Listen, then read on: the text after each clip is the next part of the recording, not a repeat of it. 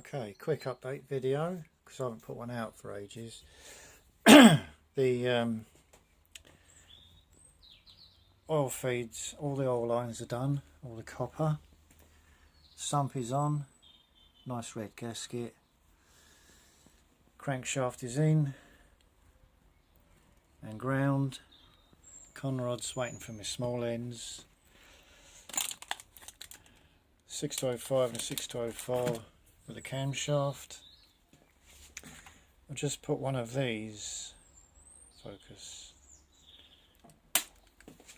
under there because I had an Allen bolt in there thusly, but where it was sticking out, the head was sticking out proud of that. When I put the oil pump gear on, because it's concave, it's dished inwards, it was just catching on the head of the bolt. So I've got a grub screw, so now the oil way is blocked off. The oil won't be coming up here now, it's going to be coming out of there. AN6-6 fitting around the oil filter, around the oil cooler if I use one, and then it will go back into there where the oil pressure switch was, and then it will come into there and round there. Blah, blah, blah, blah. The clutch is on.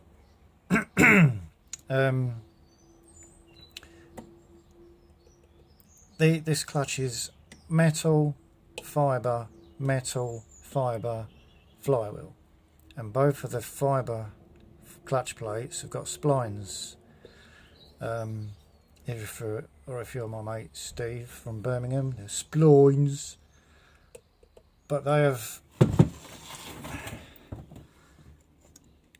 lined both of those up, and to make sure I dropped the gearbox in, which still has the input shaft.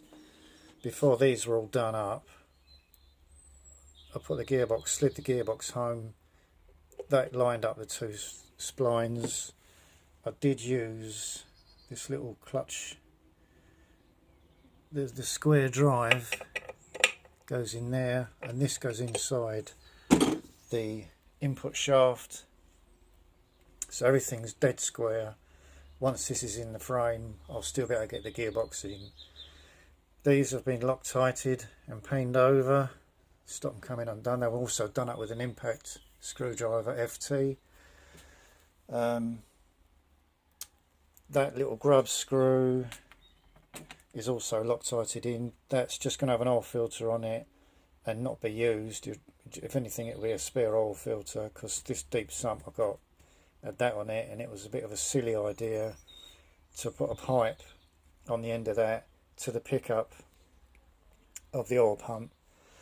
And it's not a good idea to suck the oil through an oil filter. You need to push the oil through an oil filter.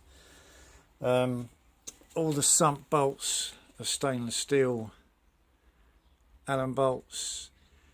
The one big problem with stainless steel going into aluminium is that it will seize in there like a pig. So they're greased. I didn't like to use copper slip, because copper slip and rubber do not mix. Rubber will just blow out with copper slip on it. There are people that copper slip every single thing that moves, and it's not a good idea. The centrifuge can go on.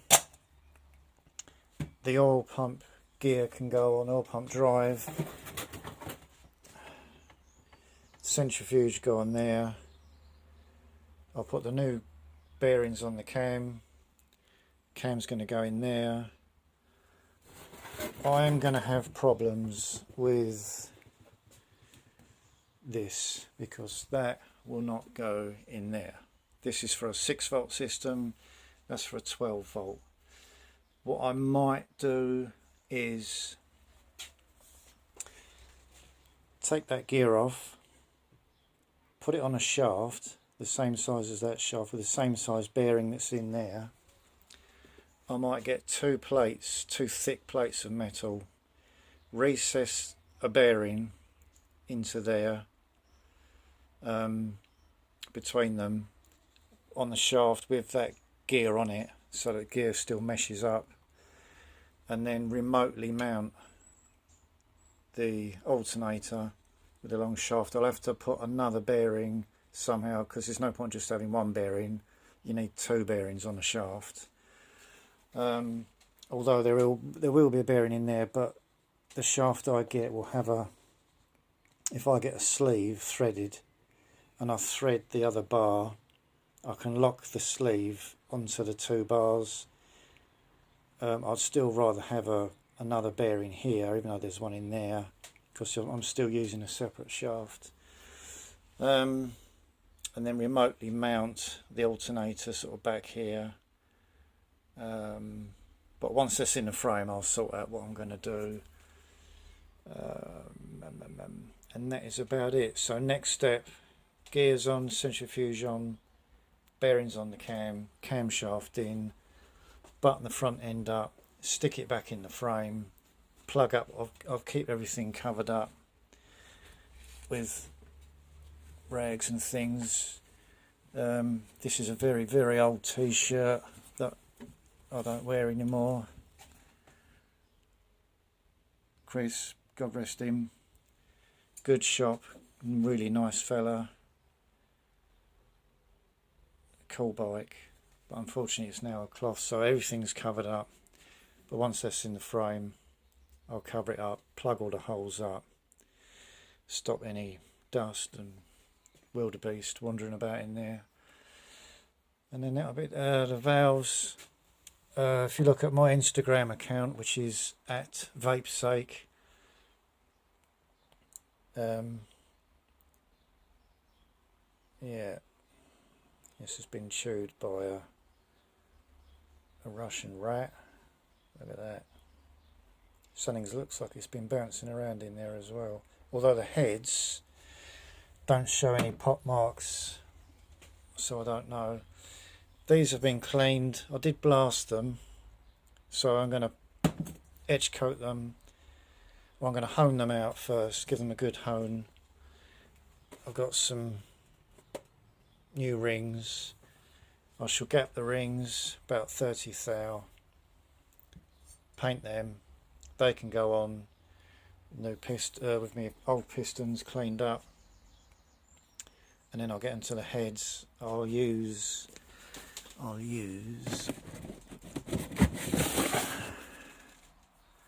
just that. I'll get some glass grit media, and then we'll see what we'll see once he's in there.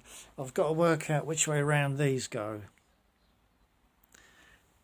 I'm not sure. It looks like, because that's got a sort of flange on it, and the diagonal one has got a flange on it, they might go. But once the engine's in and it's on a jack with a weight, or even on them, once the engine mounts are in, I'll be able to move it about and see how it lines up with the gearbox, the prop shaft. So that's about it. Not very enlightening, but that's what I've been doing. And I shall put another video up as soon as I've got the front end stuck back on the camshaft and bits and pieces. I'll make another video. Thanks for watching. Au revoir.